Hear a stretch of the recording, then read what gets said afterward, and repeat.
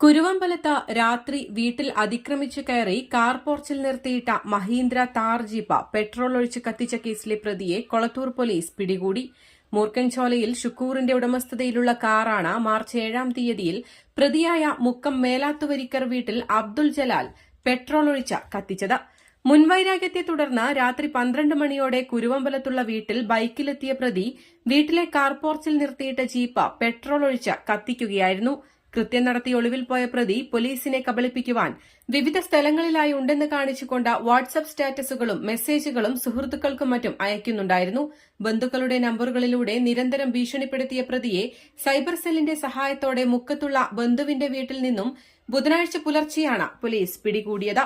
Perinthalmanna DYSP A പ്രേംജിത്തിന്റെ നേതൃത്വത്തിൽ Kolathur police station എസ്ഐമാരായ Sankaranarayanan, Aswathi Kunnotha, senior civil police ഓഫീസർമാരായ വിപിൻ, സജി, ഗിരീഷ്, സജീർ, വിജയൻ, സുധീഷ്, ഉല്ലാസ്, സൽമാൻ എന്നിവരടങ്ങുന്ന സംഘമാണ് പ്രതിയെ പിടികൂടിയത്. പ്രതിയെ കോടതിയിൽ ഹാജരാക്കും. News desk Valluvanad news.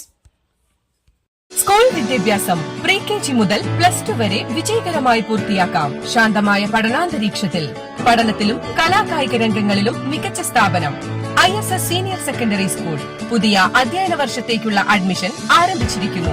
ISS senior secondary school, Ponniyakurissi.